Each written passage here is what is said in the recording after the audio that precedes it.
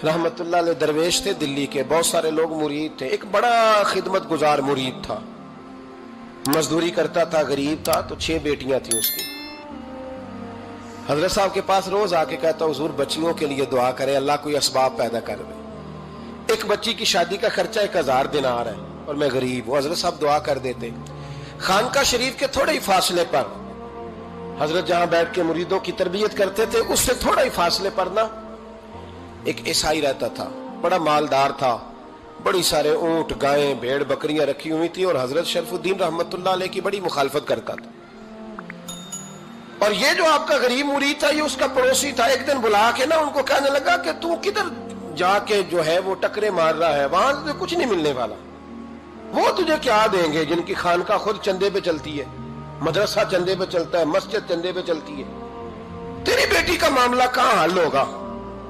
तो उस दरवेश ने कहा कि तू मेरे पीर को नहीं जानता, तू अजय मेरा महबूब नहीं डिठा, तो पता नहीं ना, तू इस रस्ते का मुसाफिर नहीं, तू नहीं जानता, उनका बस चले ना तो वो हर कीमत में मेरी बेटियों की शादी करा दे।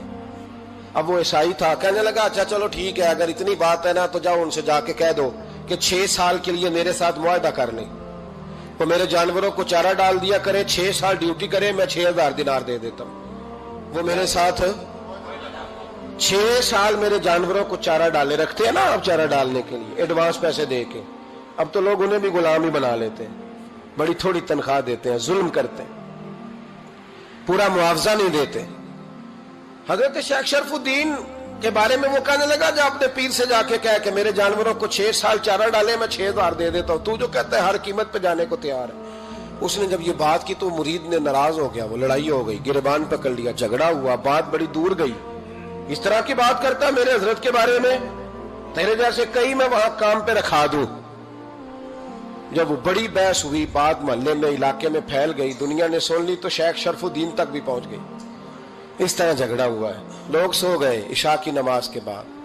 हजरत साहब ने ना सर पे कपड़ा लिया, उस ईसाई के दरवाजे पे दस्तक दी, वो बाहर आया, फरमाने लगे लोग तो सोच समझ के मुलाजम रखते हैं, तूने भी तो सोच ही लिया होगा, तभी तो मुझे ऑफर की है।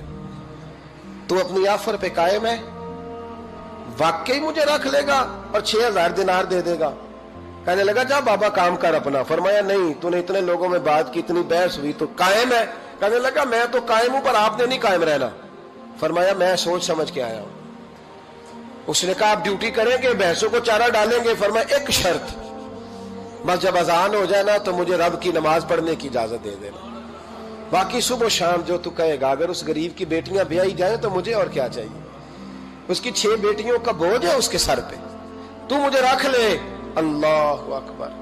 वो कहने लगा चले पे मेरे साथ खते बंदगी कर ले। आजकल हम स्टाम करते हैं, उस जमाने में खते बंदगी होता था, गुलामी का खत, काजी शहर के पास, यानी उसका ख्याल था कि चलो स्टाम की बात करूंगा तो भाग जाएंगे। फरमाया चल मैं तैयार हूं। काजी तक गए, तय हो गया, 6000 दिनार दे दिए। हजरत ने मुरीद को बुलाया, फरमाया पुत्र ये ले जा, जा मेरी बेटियों को रवाना कर दे। कहने लगा हुजूर ये क्या कर रहे हो आप, कुछ सोचे? फरमाया यार जब तुझे बेटा बना लिया तो फिर मेरी पोतियां तो लगती हैं ना, मेरा हक तो बनता है ना, जा जाके ड्यूटी कर, उनको ब्याह दे। बात फैल गई। बादशाह भी अकीदतमंद था, वो 12000 दिनार लेके पहुंचा। क्या बताऊं इन रब के बंदों का दिल कैसा होता है, क्या दर्द होता है, क्या रंग। 12000 दिनार लेके बादशाह आया और आके हजरत को पेश किए, का हुजूर आप दें इस ईसाई को, डबल दें और जाए काम करें।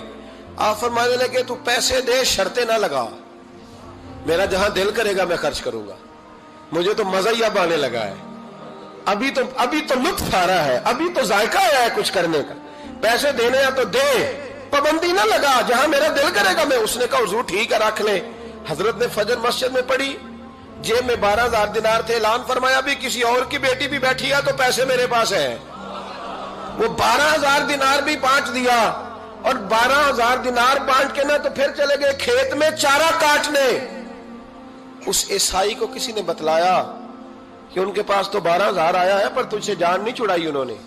वादा ये हुआ था कि 6 देंगे तो जाएंगे, जब तक देंगे नहीं तेरे घर में काम करेंगे। वो ना चारा काट रहे थे, हजरत साहब तो वहां पहुंच गया, दूर जाके खड़ा हो गया, कहने लगा बाबा پہلے تو میں نے مسلمانوں کے اخلاق سنے تھے، اب تو میں نے دیکھ بھی لیے، پر یہ بتا جب 12,000 آیا تھا جان کیوں نہیں چھڑائی؟ تو حضرت چارہ کاٹتے کاٹتے رو پڑے، فرمانے لگے تو نہیں نہ جانتا یہ بیٹیاں سانجھی ہوتی ہیں، پتہ نہیں نا؟ میرے رسول پاک نے تو حاتم تائی کی بیٹی کے سر پہ کپڑا رکھ کے کہا تھا بیٹیاں برابر ہوتی ہیں، تو یہ نہیں پتا جب اس کی 6 بیٹیوں کی شادی ہوئی ہے میرے اندر روحانیت کتنی بڑی ہے۔ فرمایا پھر 12,000 آیا ہے تو 2-4 بچیاں پھر گئی ہیں، تجھے نہیں پتا میں اندر سے راضی کتنا ہوں، میں تیری نوکری کرتا رہوں گا، پتہ نہیں اللہ کتنی بیٹیوں کو بیاہ دے گا۔ اتنا رویا وہ عیسائی کے پیروں میں بیٹھ گیا، کہنے لگا بابا میں نے تیری مخالفت کی ہے پر تیرے قریب آ کے پتہ چلا ہے کہ تو بہت اونچے اخلاق کا مالک ہے، اور اگر تیرا یہ مقام ہے تو تجھے اخلاق سکھانے والے محمد عربی کی شان کتنی ہوگی۔ ظالم کی بولیے جاتے نہیں لوگ جھوٹے گواہ بن کے، وکیل صاحب کو نہیں پتا ہوتا کہ یہ بندہ مجرم ہے جو میرے پاس آیا، کیا مجرموں کے وکیل نہیں ہوتے؟ بولے تو اس کو پتہ نہیں ہوتا وکیل صاحب کو کہ یہ صاحب مجرم ہے میرے پاس مقدمہ لے کے آئے، اور اگر بے ادبی نہ ہو جائے تو میرا خیال ہے قاضی عدالت کو بھی پتا ہوتا ہے کہ مجرم کون ہے اور مظلوم۔ میرے نبی پاک صلی اللہ علیہ وسلم نے اس قدر زیادہ سختی فرمائی اس مسئلے میں، فرمایا جس کو پتا تھا کہ فلاں آدمی ظالم ہے، ظلم کر رہا، پھر وہ ظالم کا گواہ بنا یا اس نے ظالم کی مدد کی، کتنی کی؟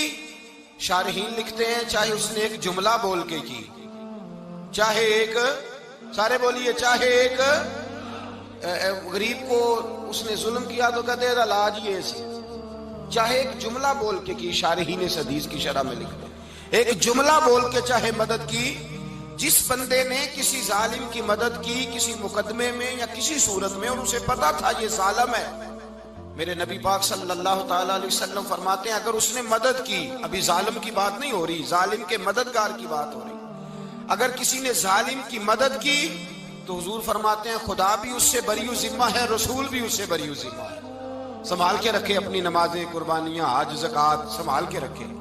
اگر ظالموں کا مددگار ہے، الیکشن آ لینے دے، آپ کو نظر آ جائے گا کون کون ظالموں کا مددگار ہے، نظر آ جائے گا۔ اپنی جیب سے لوگ پیسے دے کے ظالموں کی مدد کریں گے، ان کے فلیکس چھپوائیں گے، بورڈ لگوائیں گے، جیبوں سے پیسے دے کے۔ ہم نے خود آگ لگائی ہے چمن میں اپنے، بے سبب گردشی ایام کو الزام نہ دو، ہم نے خود نور کا ظلمت سے کیا ہے سودا، کر کے توہین سحر شام کو الزام نہ دو۔ ظالموں کے مددگار میدان میں آ گئے، یہ چھوٹا لفظ نہیں، میرے حبیب پاک صلی اللہ علیہ وسلم نے فرمایا جو ظالم کا مددگار ہے سن لے جو سجن کے ساتھ کچہری جاتا ہے، وہ یاد رکھے جو دوست کا گواہ بنتا ہے، وہ یاد رکھے جو کہتا ہے میں مانگی گیا تھا، مجھے بلایا گیا تھا قبضہ چھڑانے کے لیے کسی غریب بیوہ کی جائیداد پہ، وہ سن لے تو مدد کر کے نہیں آیا، تو خدا کے ذمے سے نکل گیا ہے۔ رسول پاک نے فرمایا تیرا میرا تعلق ختم ہو گیا، تو ظالم کا مددگار ہو گیا، پھر تو کہتا میں بے چین ہوں، میں بے قرار ہوں، میں آزمائش کا شکار ہوں، پلٹ کے دیکھ تو صحیح تیرا گناہ کتنا بڑا ہے۔ میرے نبی پاک صلی اللہ علیہ وسلم کا ایک اور فرمان سن لیں، ابن ماجہ ابو داؤد میں موجود ہے، اس حدیث کو آپ نے یاد کر لینا ہے، کر لیں گے انشاءاللہ، سارے کہیے انشاءاللہ، کر لیں گے یاد۔ حضور صلی اللہ علیہ وسلم نے فرمایا اگر تو ظالم کی مدد کرے گا نا، یہ لفظ دل کی تختی پہ لکھ لینا، یہ مکافات عمل ہے، مکافات عمل دنیا، ادھر کرو گے تو ادھر بھرو گے۔ فرمایا اگر تو کسی ظالم کی مدد کرے گا، سن لے حضور کا فرمان ہے، اگر تو ابن ماجہ ابو داؤد سیاہ میں موجود ہے، فرمایا اگر تو کسی ظالم کی مدد کرے گا تو رب تعالیٰ مرنے سے پہلے تیرے اوپر بھی ظالم کو مسلط کر دے گا، تیرے اوپر بھی ایک دفعہ ظلم ضرور ہوگا اگر تو ظالم کی، وہ کسی صورت میں بھی ہو سکتا ہے، کسی صورت میں بھی تیرا بیٹا ہی اٹھ کے ظلم کر دے گا، تو الجھ جائے گا، کسی نہ کسی جگہ تیرے لیے تباہی کا سامان ہوگا، تیرے اوپر ظلم ہوگا، اس لیے کہ تو ظالموں کا مددگار ہے۔ چاہیے یہ تھا کہ تو مظلوم کی مدد کرتا، انسانی ایمانی یقین کا فریضہ سر انجام دیتا، تو ظالموں کا مددگار ہو گیا۔ ٹٹول کے دیکھ لیں، رزلٹ نکال کے دیکھ لیں، ہمارے زمانے میں ظالموں کے مددگار زیادہ ہیں، اتنی لمبی زبانیں نکال کے ظالموں کی مدد کرتے ہیں، بڑے بڑے کالم نویس اللہ نے انہیں قدرت دی لکھنے کی، تو اپنا قلم ظالموں کی مدد میں خرچ کرتے ہیں۔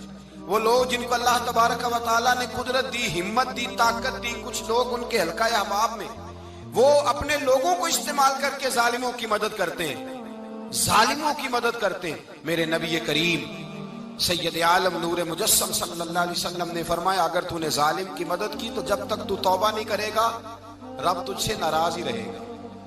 اللہ تجھ سے، او بھائی جس سے رب بھی ناراض ہو گیا، نہ کھانا نہ پینا نہ سونا نہ جاگنا نہ نیند، پھر تیری ہر چیز تیرے لیے آزمائش ہو جائے گی، پھر تیرا سایہ بھی تیرے لیے خوف کا سامان بنے گا، پھر زندگی جیتی جاگتی لاش بن جائے گی، تو اپنے کندھوں پر اپنی میت اٹھائے پھرے گا جب تو ظالم کا مددگار ہوگا۔